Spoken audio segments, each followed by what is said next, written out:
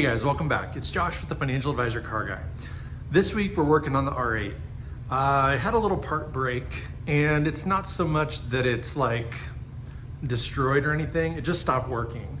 So doing a little bit of research online, I figured out likely what the problem is, and I did find a quick how-to to fixing it, but it's really involved, and I'm gonna make it super simple. So my goal here with today's video is gonna be a how-to, and I'm gonna start with what the problem is and then walk you guys through how to fix it.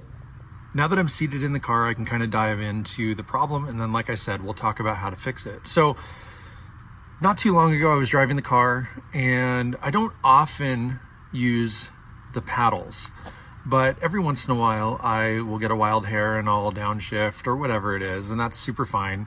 I don't exactly remember the situation. I think what it is I downshifted and the car automatically takes itself out of like standard automatic. So I downshifted, I accelerated, and the car didn't shift the way I thought that it would. So I went to manually shift it, again with the plus paddle right here, and it didn't respond, it didn't work. And I very quickly realized that the paddle on the right hand side, this one here, is kind of frozen. You can see like the carbon fiber piece moving, but the paddle itself doesn't click. Whereas on the passengers or the driver's side, on the left side, you can hear it. Okay, so you can hear it clicking. This one, it's literally frozen in time. So, like I said, I did some research online and figured out that this is actually a super duper common problem. This happens to most first gen R8s at some point, and it's not a terribly long repair, but if you were to take it to Audi, they don't repair it, or they might, but they sell you a new part, and the labor and the paddle itself is somewhere around 500 bucks. And so it's not really an inexpensive maintenance piece if you were to go to a dealer, but I'm going to show you guys how to do it for free in your garage. And I haven't even taken this thing apart just yet, so I'm making an assumption. But again, doing some research ahead of time, this is really what happens every single time. So hang on, we're gonna walk step by step through getting to that paddle. The first step to making this happen is to go ahead and put your key in the ignition, turn the car on, don't start it, but turn your steering wheel. I had it perfectly straight to begin with. You turn it just a touch. You don't have to get too crazy with it or anything, but just enough to get the access point available. And I'm gonna show you what that looks like. So I already got it started. It's this little plastic piece, and you obviously don't wanna damage anything. So I'd recommend like using a credit card or some sort of plastic card. And literally you just like tuck the corner in there and pry it back, and it'll open. Then what you're gonna do, and I'm gonna do this off camera, is remove this little cover, which I guess I can just do. Yep, there it is. So now the cover and the screw is exposed. Then you're gonna stick your key back in the ignition, turn the wheel the other way, and do the exact same thing on the other side. The first tool you're gonna need outside of that plastic credit card or whatever it is you use to pry that open with is gonna be a T30 Torx bit. And sorry, my camera doesn't wanna focus on it. But basically I just put it on a ratchet, right? And you can just back that screw out. Now you'll know when it's loose, but don't back it all the way out because you don't need it to fall in or like get lost. All you have to do is loosen it, which for me was like maybe 6 or 7 turns. But like a dummy, I forgot to do that on the other side before I turned the steering wheel. So now I have to put the key back in the ignition and turn the wheel back the other way. But what I'll do is, just to kind of save a minute video time, I'll turn the wheel back, I'll loosen the other screw, and then what I'm gonna do is straighten out the wheel, and that's where I'll pick back up. I went ahead and put those 2 little clip covers up on the dash, and that way I remember which is the left side, which is the right. And they do appear to be identical, so it probably doesn't really matter, but just because I could, I went ahead and kept them separated. So once you get those out, and both of the Torx screws loose, we jump out of the car. And because we're working with the airbag area of the vehicle, you want to go ahead and disconnect your battery. So I actually just did that. and you just need to disconnect the negative side. Now, as you can see, the terminal itself wants to stay contact because this cord is not very long and it's, you know, like trained itself to be connected. So what I need to do is put something in between just to keep them from touching, a non-conductive material. I have this rubber golf tee for like a driving mat. That's the quickest thing I could find. I'm just gonna put that right in there in between, just to keep, right? So just to keep the terminal on one side and the connector on the other. So that way we don't accidentally have power, and in case you need it, it is a 10 mil, and that's what you're gonna need to redo the, put it back together too later on. So then once you get in here, and you're gonna wonder because my wheel's not straight. Now, because I already disconnected the battery, and then when I got in, I hit the wheel with my knee and it locked. But now that everything is loose, you just work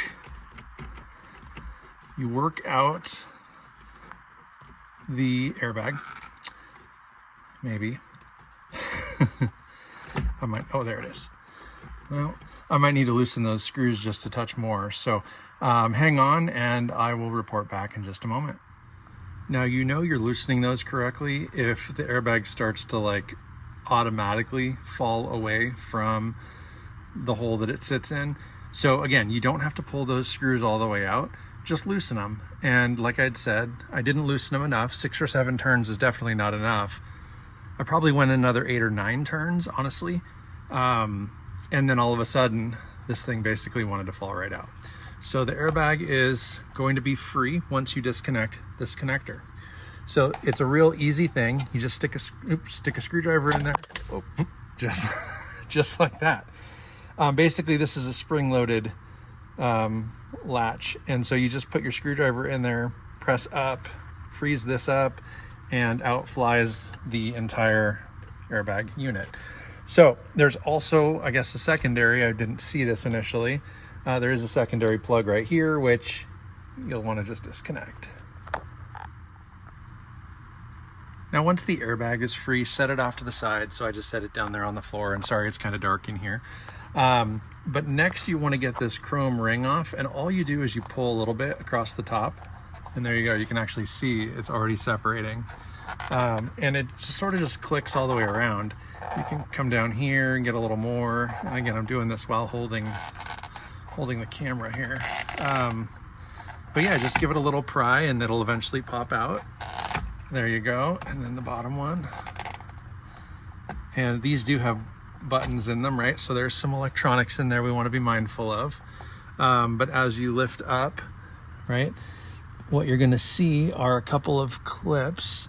And again, I'm going to go ahead and put the camera down, but I'll walk you through what I'm about to do when I'm done. Yeah, that did take 2 hands, so I'm glad I set the camera down for a moment. But basically, all you have to do is pull this away from the wheel just enough that you reach back there, and on each side, you've got these white connectors, and those are the actual connectors that's fed through to the actual pedal or paddle. So now, this is the problematic one. So there's another torque screw right here where my finger's pointing. And so I remove that screw and I pull it out all the way.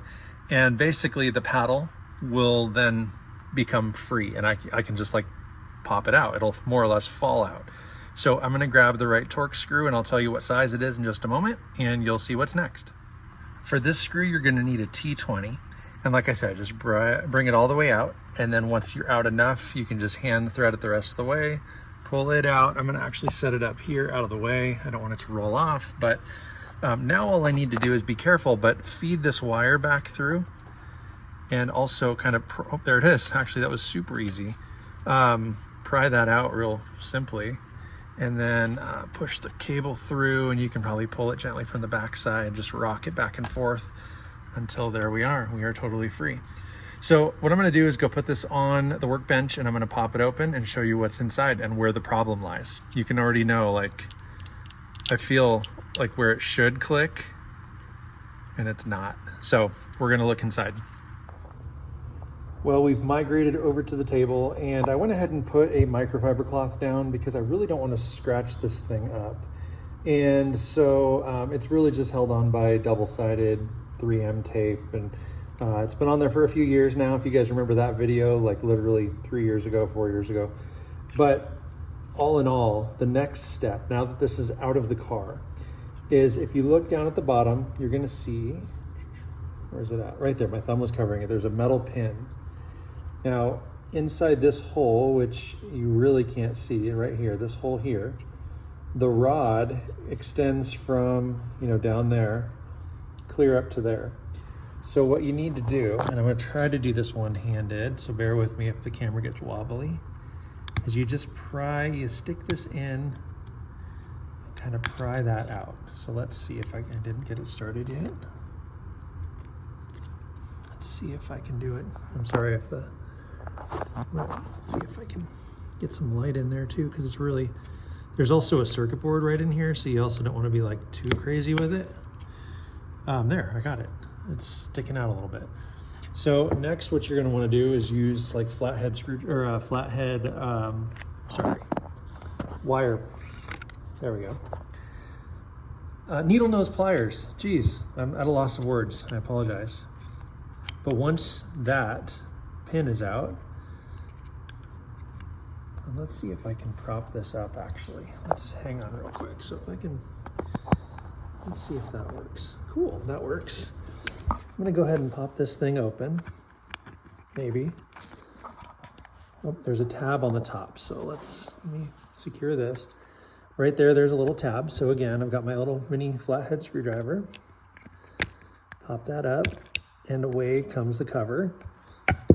Okay. So here's the culprit right here, this little white piece. Now these tabs are prone to breaking. So that is the problem. And a lot of the time, all of the tabs will break. The video that I watched, the guy opened this thing and literally 4 of these little white pieces. So like the 2 on the sides and one of these 2, and the bottom one or wherever this one came from. Oh, this is the top one or something up there. Yeah, that's what it was. It was these 4. Had all broken and fallen off. And that right there is the culprit. It's not the spring. You see the spring on this side here? It's not the spring. And that's actually what I thought the problem was gonna be. But no, these little plastic pieces break off for unknown reasons. I think they just get old and brittle and whatever, and they just break off and fall in there, and it keeps the button from being pressed. So if I put it back together, let's see what happens. Okay. Hey, you guys hear that? It works. So I'm gonna go ahead and put it back together the way I took it apart, and I might walk you through, sorry. I might walk you through what some of that looks like. But that literally just saved me 500 bucks, and all because of a stupid little plastic clip that broke off inside. Oh, I love that. Okay, so let's get it back together. Now, reinstallation is literally the opposite of taking it apart. I went ahead and fed this little wire adapter through, okay? And that took actually both my hands, so I couldn't have held the camera up while I did that. Now you're gonna see that black X that's hand drawn on there. That's from the factory, that's not me. But above and below that, you're gonna see 2 little channels. And if I go back here, let's see if you can see it. There are, not really, there's 2 little hooks. There it is, you can kind of see in the shadow there. There's 2 hooks that kind of need to hook into that spot. So I'm gonna try to do it one-handed here, so bear with. I'm gonna actually set you down for a quick second and try to maneuver this guy back in there. But you don't wanna do it too low, you can't really do it too high. It's not easy, but it does click, oh, there we go. It does click in, so you can see those 2 hooks that have popped through.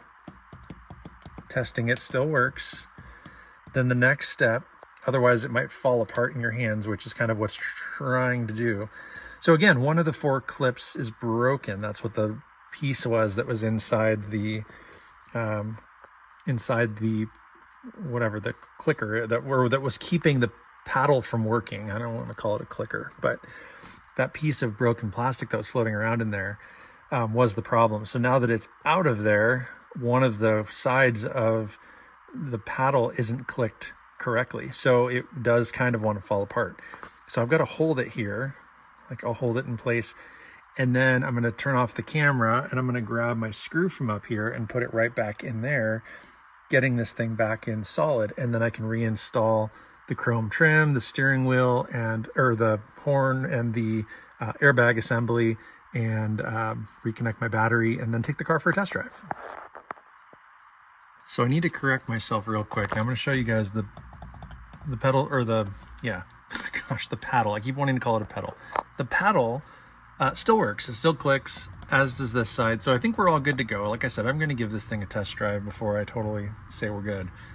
But I got a little excited and wanted to put all this chrome trim back in, and everything fit perfectly. But where I was going with that is I put the screw in to the paddle and realized that I forgot to put that post through that pin back into the pedal itself, and had to take it back out and walk back over to my workshop area right over there to reinstall that pin. Now it's in. It's not even a little bit loose. It's actually beautifully back in there as it should be. And I did connect the two, the white clicker piece on each side, and then now I just have to reconnect this to my horn, this to the airbag, and tighten the two screws underneath, put the covers back on, and then we're done. I just need to reconnect the battery and then take it for a test drive. So I will give you guys an update here in about 2 seconds. Well guys, it's all back together. It works absolutely perfectly. I just took it on a quick run and was able to use both paddles up and down. No problem, no hesitation. They work. That one particular works like new. So until this happens again, I'm gonna let it roll. I do assume that if more of those tabs break, it probably does make sense to replace the switch. But because it's just one of the three, and then again, that little pin that you put back through holds it all together, I don't really think it's necessary to buy a whole new, the clicker function is there. And so anyway, on those paddles, everything looks good. I have the carbon fiber attachments, extensions on there, and absolutely love them. Car is looking great, and we're ready to roll. So that's all I got for you guys this week. Just wanted to show you a quick and easy way to save $500, because that's what it costs if you have this problem and you take it into the dealer. I don't know how long this video ended up being, but my best guess is I was done with that project start to finish in 30 minutes, and that included the time to make the video. So all that to say, you guys can probably knock this thing out. You watch through this video one time, you can knock it out probably in 20 to 30 minutes, and you've got less than an hour of your own time into fixing this thing. And plus you get the satisfaction of knowing that you did it. So that's awesome. But again, thank you guys for watching. Don't forget to like and subscribe. If you like this type of content, let me know down in the comments, please. Hit that notification bell, and most importantly, remember, may every investment you make be a good one. Until next time.